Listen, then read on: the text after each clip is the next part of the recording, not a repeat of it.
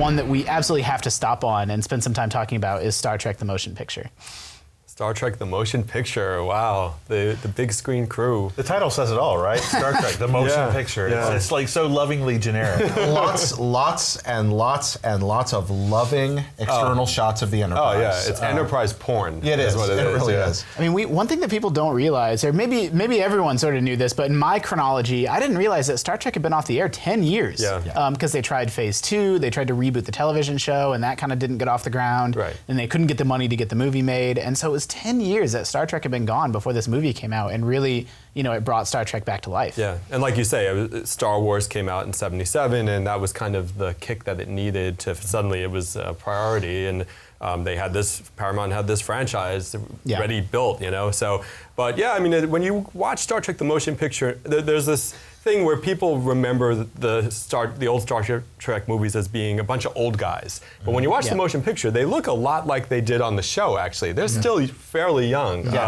But in a lot of, and I love that movie, but it's not the best Star Trek movie. It's hugely important Star Trek movie. It's very slow paced. I mean, the movie made a lot of money. It was very successful financially, and obviously spawned this media empire. But the movie is very slow paced, very little action, very sort of cerebral storyline. Which contrasts with Star Wars quite a bit, right? And in addition, Star Wars had this sort of mystical element, this high fantasy sort of vibe. Star Trek is very deliberate, very methodical, and also tied very much to our own experience. With the big spoiler kind of twist at the end, like that was news just a few years prior. Yeah, it's kind of weird esoteric movie. It also happens in the sort of future of the 1970s. Everything's very cleaned up and and they drop that aesthetic in the later Star Trek films, I think for good reason. But it also makes this one stand alone as a really kind of interesting, optimistic, thoughtful, slow movie. Some people say it's boring. I actually really enjoy it. I think it's still a very Star Trek film. It's about the relationships between the characters. It's about possibility. It's about the crew getting back together. Yeah, exactly. Trusting each other and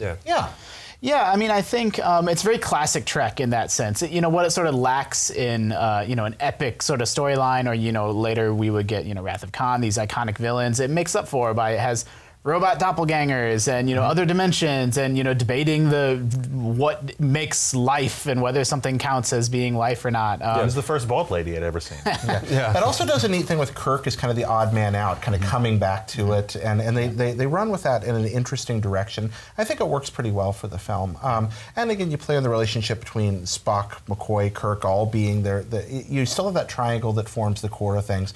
You introduce a couple of new characters, but what I really love about that movie more than anything else is that twist that Steve mentioned. The fact that you have an element of human space exploration come back and find us. Yeah, I think we can spoil the twist. If you haven't seen Star Trek: The Motion Picture, stop this episode of History of Awesome. But, as we talked about in the 77 episode, we launched Voyager 1 and 2, and it's a very optimistic, hopeful, human beings are trying to reach out there to the stars.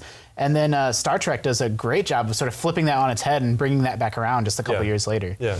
And so Voyager, who's one of the Voyager probes, it's basically going through its adolescence. It's evolved into this godlike being, but it's still just looking for what everyone else is looking for. It's looking for meaning in its life.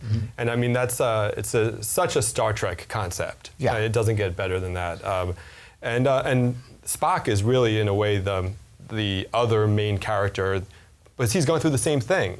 He's trying to achieve ultimate logic, which isn't right for him because he's half human, and he's going through the same thing Voyager is, and Voyager is, and ultimately Spock cries, which once you get Spock crying, then you've hit pay dirt on Star Trek. And it's a wonderfully hopeful film in that regard. Even though it begins with a threat of apocalypse, it ends with this sort of Star Trek reminder that we can aspire to better things. Star Trek is about what we could be at our best.